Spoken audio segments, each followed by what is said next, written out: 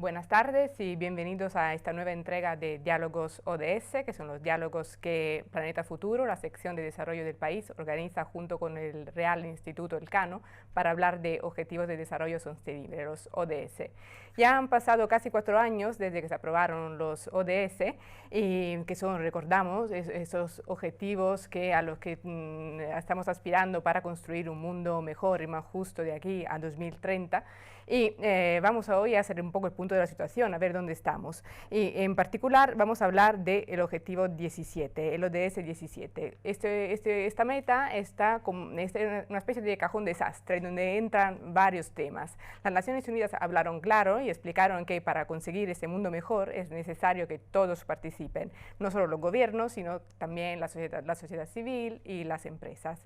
El ODS 17 está focalizado en eso, en las alianzas. Entonces hoy vamos a hablar de alianzas y financiación, de dónde conseguir el dinero para esta agenda, junto con Félix Fernández Shaw, director de la Dirección General de Cooperación Internacional y Desarrollo de la Comisión Europea. Buenas tardes. Buenas tardes. Y con Aitor Pérez, investigador del Real Instituto Elcano y consultor en cooperación al desarrollo. Buenas tardes. Buenas tardes. Bueno, sabéis que a nosotros, a los periodistas, nos gusta poner cifra a todos los fenómenos de los que hablamos. Entonces, me gustaría empezar un poco por ahí. ¿Cuánto nos cuesta la implementación del ODS 17 y, sobre todo, de dónde vamos a sacar este dinero? Si queréis, vamos a empezar por Félix. Bueno, pues sí, esa voy a decir yo que es la pregunta del millón. En realidad, es la pregunta del billón español o del trillón anglosajón. Porque en realidad alcanzar los objetivos de desarrollo sostenible en todo el planeta, que en realidad lo que significa es transformar la forma en la que vivimos todos, pues va a tener evidentemente un coste importante. ¿Por qué? Pues porque una parte del planeta tiene que mejorar enormemente su calidad de vida y su forma de organizarse social y medioambientalmente, mientras que otra parte del planeta, nosotros normalmente, lo que tenemos que hacer es transformar nuestras sociedades para que sean sociedades más sostenibles, más acordes con lo que el planeta puede acoger. Y como todos sabemos, la fecha esa en la que hemos consumido los recursos de la Tierra en un año, ahora ya está en agosto. Es decir, que a partir de agosto consumimos más de lo que de lo que tenemos en ese año. La pregunta de los recursos es muy compleja porque hay que costear, hay que evaluar una serie de recursos, pero lo importante es saber que esos recursos suelen estar disponibles. Hay una cantidad importante de recursos en lo que los gobiernos, los presupuestos públicos, los presupuestos nacionales tienen, también en la política fiscal, pero luego también evidentemente en la sociedad, la empresa privada, las inversiones, los bancos y el sistema financiero internacional, que pueden allegar una serie de recursos.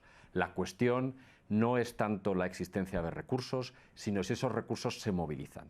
Y eso es lo que estamos en la Unión Europea, tanto la Comisión Europea como los Estados miembros, en intentar aprender mejor a movilizar los recursos existentes para que contribuyan al desarrollo sostenible, para que contribuyan a mejorar la igualdad de género, para que contribuyan a mejorar la vida en las ciudades, para luchar contra el cambio climático o para crear trabajo decente al mismo tiempo que se va invirtiendo en prosperidad y en salud y educación.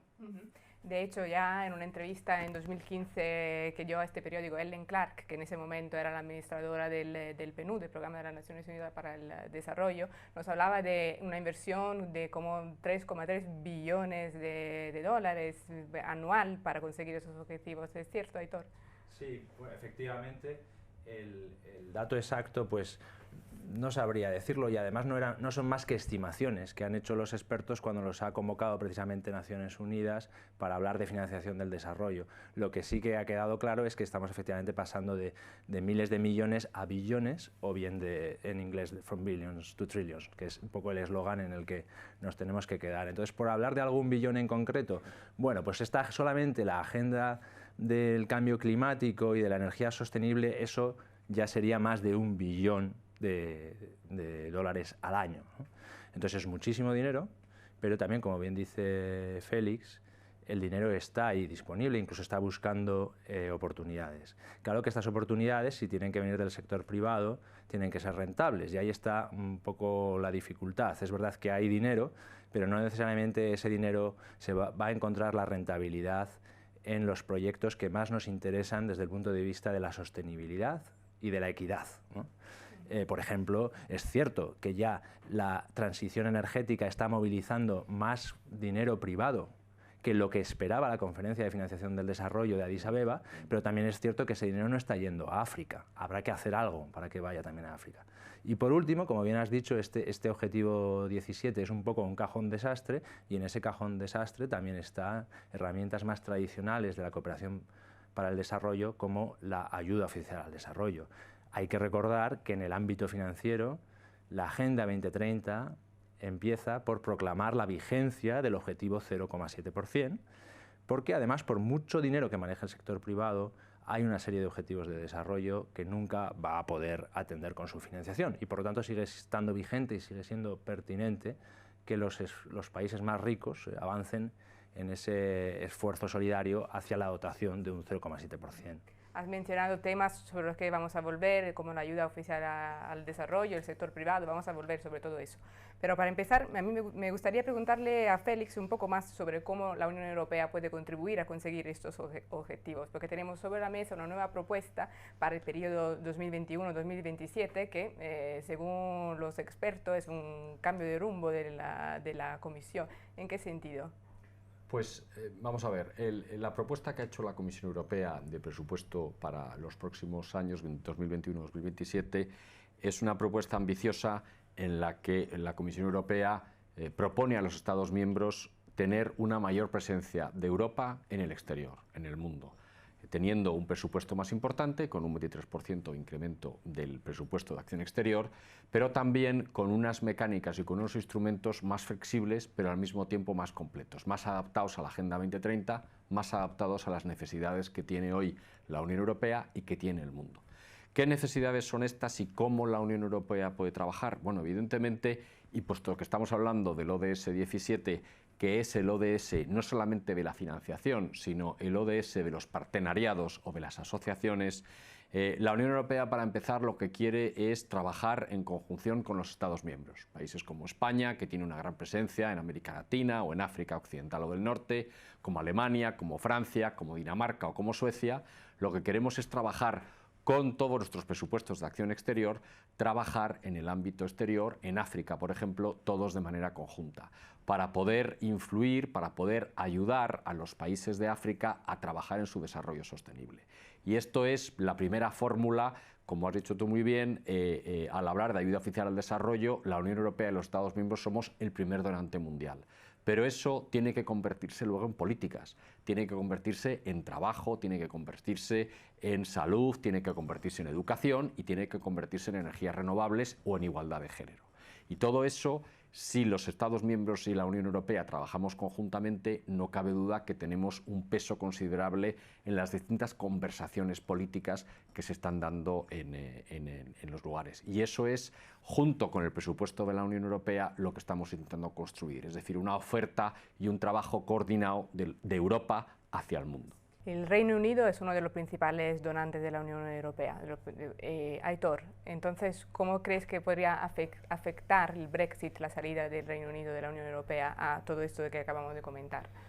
Bueno, pues sí, es un tema del que se ha hablado mucho. Evidentemente, la ayuda al desarrollo, la cooperación al desarrollo es una política donde el presupuesto tiene una importancia enorme y el Reino Unido es un contribuyente neto, un país grande en la Unión Europea todavía, y por lo tanto pues su impacto presupuestario también es importante. Estaría con el 15% del presupuesto que manejan las instituciones europeas, y entonces en principio el impacto sobre la ayuda de las instituciones europeas sería ese. Claro, luego hay que tener en cuenta que cuando hablamos de que la Unión Europea es el principal donante del mundo, nos referimos a las instituciones más los Estados miembros. Ahí, en una economía tan grande como el Reino Unido, donde el 0,7% del Producto Interior Bruto todos los años se canaliza para el desarrollo por imperativo legal, pues el impacto en principio podría ser mayor. Es decir, la pérdida política de que el Reino Unido saliera de ese bloque de donantes podría ser mayor. Sin embargo, también estamos viendo que las cosas no se quedan quietas y hay otros Estados miembros, no España exactamente, pero sí Alemania o Francia, que ellos están avanzando también hacia el 0,7 y están cobrando una importancia bilateral mucho más importante. Alemania ya es el segundo donante más importante del mundo. Por lo tanto, el bloque europeo sigue siendo el principal donante del mundo a pesar de la salida del Reino Unido. Y por último hay que decir que en esta política no siempre hay competencia. Evidentemente puede haber una cierta competencia por la influencia, pero también hay muchísima colaboración entre donantes y cabe esperar que el Reino Unido y la Unión Europea con sus Estados miembros sigan compartiendo mucho y coordinando mucho sus políticas de desarrollo. Por lo tanto, así como en otras áreas de la política sí que es verdad que se especula mucho sobre los nefastos impactos del Brexit, yo diría que en cooperación al desarrollo, si el UKIP no sigue ganando elecciones, que creo que por el sistema electoral no lo va a hacer, entonces no va a haber un impacto tan importante. Has mencionado el porcentaje, el fatídico porcentaje del 0,7%, y me gustaría volver al caso específico de España. La ayuda al desarrollo aquí en España ha ido drásticamente en caída en los últimos años, entonces me gustaría saber que nos podrías ofrecer un poco cómo está el panorama de esos últimos años, cómo ha cambiado, y luego hablar también un poco de las perspectivas, si Félix quiere darnos una perspectiva de España en los próximos años en este sentido. Bueno, lo que ha pasado históricamente es que España evidentemente llega tarde a este club de países en desarrollo, como llega un poco más tarde que sus vecinos también a la Unión Europea, a la OTAN y a todos los clubes, digamos, de países de democracias desarrolladas occidentales, y cuando llega con muchísimo entusiasmo. Entonces vimos desde los años 90 hasta la crisis financiera pues un gran esfuerzo de España por integrarse en ese equipo de donantes internacionales, no solo con un esfuerzo presupuestario creciente, que no llegó nunca al 0,7, pero que tuvo uno de los crecimientos más rápidos del Comité de Ayuda al Desarrollo de la OCDE, y después de la crisis financiera la verdad es que se produjo una drástica caída que ahora nos ha llevado a un poco más del 0,2% del PIB. Es probablemente la reducción de un presupuesto de ayuda al desarrollo más importante de la historia, con prácticamente 3/4 partes, ¿no? Bien, entonces esto es verdad que ha sido muy sorprendente, porque a pesar de que ha habido recortes en muchas políticas, ninguna han sido tan importantes como en esta otra política, y justo llega en un momento en el que la agenda del desarrollo sostenible y muchos otros movimientos pues nos hacen ver que la ayuda al desarrollo es muy importante para los demás, efectivamente es un ejercicio de solidaridad, pero también es muy importante para nosotros mismos, y es muy importante, por ejemplo, por la influencia que acaba de explicar Félix, que podemos tener como europeos con una manera especial de ver el mundo cuando agrupamos ese gran volumen de ayuda. Y por último, es muy importante la ayuda al desarrollo para cosas que no son ni del otro ni de uno mismo, que son los bienes públicos globales. Por ejemplo, el cambio climático, la seguridad global. Hay muchísimos bienes que no podemos realmente fragmentar geográficamente, y por lo tanto, la única manera de dotar esos bienes públicos globales son con mecanismos de financiación pública internacional que en cierta manera pues sustituyan la ausencia del Estado en la globalización. Y de momento una de las mejores cosas que tenemos para sustituir a esa hacienda pública global es la ayuda oficial al desarrollo. Por lo tanto, bueno, yo creo que esta narrativa en realidad es compartida por el consenso político en España. Simplemente la crisis financiera pues, ha golpeado muy fuertemente, y parece ser un poco que la comunidad internacional pues no le ha exigido a España tal vez lo que le tenía que exigir, en el sentido de que le han impuesto como principal obligación sanear sus cuentas. Y esta podría ser un poco la explicación. Esperamos que conforme España sale de esas zonas de riesgo en cuanto al equilibrio financiero y de su deuda y de sus presupuestos públicos, pues esperamos volver a ver a ese país intentando estar al mismo nivel que Francia, Alemania o que cualquier democracia occidental desarrollada. Félix, no sé si quieres añadir algo. Sí, bueno, a ver, yo creo que la Agenda 2030 recoloca un poco la agenda de la cooperación. En fin, en España ha tenido vamos a decir, un efecto montaña rusa, pero yo creo que desde la aprobación de la Agenda 2030 lo que hemos aprobado todos los países del mundo es que todos tenemos un problema y que todos tenemos que solucionarlo. Y la manera en la que la vayamos a solucionar es muy importante de cara a cómo se va a gestionar el mundo en los próximos 10 o 40 años. Si se va a gestionar de una manera, yo diría, que procure favorecer a las personas, o si se va a gestionar de una manera distinta. A mí lo que me parece importante de la ayuda oficial al desarrollo es subrayar el hecho de que yo creo que una sociedad como la europea y como la española entiende que la ayuda oficial al desarrollo ya no es una exhibición de caridad o de generosidad, quizás un poquito correspondiente a estas épocas, sino que forma parte de una manera de influir cómo va a ser el debate a nivel global de cómo vamos a gestionar el mundo en el que vivimos. Y esto es la razón por la que un país grande, importante como es España, tiene que tener una política, no solamente desde el punto de vista del contenido de la política, sino de su respaldo financiero, y los ciudadanos españoles debemos entender que si no contribuimos en esa política, no vamos a influir en la manera en que se va a gestionar este debate sobre la gobernabilidad global. Eso la Agenda 2030 lo pone encima de la mesa, los contenidos, pone encima de la mesa que tiene que haber una sostenibilidad económica, social, medioambiental, con una gobernabilidad y una suficiencia de fondos. A la hora de entender esas políticas van a ir apoyadas por un respaldo financiero. En la medida en que España pueda apoyar con su respaldo financiero el conjunto de la Unión Europea, evidentemente España influirá más en el debate, España tendrá una mayor voz y, por tanto, las formas de ver la gobernabilidad global que tiene España y que tiene Europa se verán favorecidas. Y esto es un tema que ya no es puro de generosidad, es un tema en el que estamos todos ocupados, porque el planeta nos pertenece a todos. Ya para acabar, que lamentablemente no nos queda mucho tiempo, pero no quería dejar de mencionar el caso del papel del sector privado. Y quería preguntaros un poco cómo se puede fomentar la participación. Hemos hablado al principio de alianzas, entonces cómo se puede fomentar un poco la participación del sector privado que contribuya más a conseguir los ODS, y sobre todo cómo podemos garantizar que cuando una empresa vaya a abrir su sede en África o donde sea, que se respeten los derechos humanos ahí y que la empresa haga lo que tenga que hacer y que los beneficios se repartan también entre la población local. Bueno, esto siempre es una cuestión muy delicada, pero yo no la plantearía necesariamente en África. Yo la plantearía, por ejemplo, cuando uno utiliza el presupuesto nacional, con unas subvenciones que el Estado español o el gobierno español da a una empresa o una concesión para una carretera, el gobierno español asegura, o la comunidad autónoma o el ayuntamiento aseguran que esa empresa ejecuta el proyecto con unos mínimos estándares que están contenidos. Esto da igual que sea en Huelva, que sea en Badajoz, o que sea en Buenos Aires, o que sea en Camerún.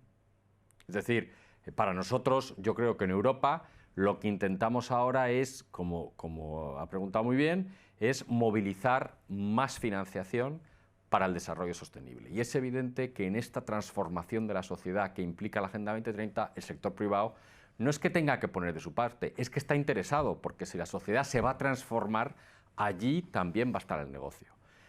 La responsabilidad del poder público, desde mi punto de vista, es asegurar que cuando el sector privado o cuando la sociedad se dirige allí, no deje a nadie detrás, no haga, como dice usted, lo que tiene que hacer, pero al mismo tiempo que vaya y que ejecute las políticas y los resultados con una mayor calidad. Por ejemplo, no es lo mismo asegurar la electricidad en una región más pobre de África mediante una central de energía a base de carbón o a base de petróleo que a base de viento o a base de sol. No es lo mismo. El resultado es el mismo, y es que hay más gente que recibe electricidad y que por tanto puede llevar una vida más digna, más próspera, puede acceder a Internet, una serie de cosas que trae la electricidad. Pero claro, no es lo mismo quemando petróleo que utilizando el sol. Y entonces nosotros, yo creo que en este contexto de desarrollo sostenible, lo que tenemos que hacer es promover que la electricidad, que es la parte necesaria, se entregue de manera sostenible. Y eso es lo que no podríamos aceptar, o que deberíamos dejar de aceptar, es que nosotros sigamos haciendo centrales, digamos, con emisiones de petróleo, y sin embargo fomentemos desde el poder público centrales, por ejemplo, renovables. Aitor. Sí. Bueno, en realidad no mucho más que añadir. Estoy totalmente de acuerdo que al final el papel del sector privado en las alianzas internacionales para el desarrollo sostenible es la misma pregunta que nos hacemos siempre sobre qué debe hacer el sector privado y qué debe hacer el sector público en una economía nacional, ¿no? Entonces, efectivamente, el sector privado tiene una gran capacidad de movilización de financiación y de movilización de conocimiento, más de lo que podemos imaginar al principio del desarrollo de un producto o de una línea de negocio. Por lo tanto, también genera mucha esperanza para resolver algunos de los desafíos tecnológicos que supone, por ejemplo, la sostenibilidad medioambiental. Pero bien, para todo eso hace falta un marco legal y unos incentivos muy claros para que los inversores efectivamente se decidan por esa vía. Por otra parte, cuando acaba el negocio, a veces los resultados del mercado, del sector privado, pues no están equitativamente distribuidos. Entonces es conveniente contar con mecanismos de financiación pública también para aumentar los incentivos e influir en esos mercados y que los beneficios se distribuyan. Y vuelvo entonces a hablar del asunto de la inversión en África, por ejemplo. Efectivamente, ahora mismo no se está beneficiando de algunos de los grandes impulsos que el sector privado está dando a la Agenda 2030. Y aquí está, por ejemplo, la propuesta de la Comisión Europea de movilizar garantías financieras que reduzcan el riesgo de las operaciones privadas en ese tipo de negocios en países, digamos, de riesgo, ¿no?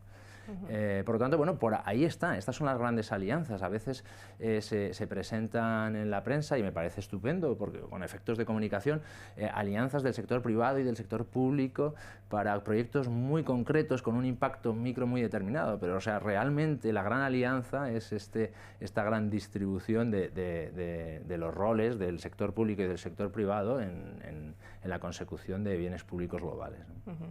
Lamentablemente ya no nos queda más tiempo, así que quería dar una vez más las gracias a Aitor Pérez del Real Instituto Elcano y a Félix Fernández Shaw, director de Dirección General de Cooperación Internacional de la Comisión Europea. Muchísimas gracias y hasta el próximo Diálogo ODS.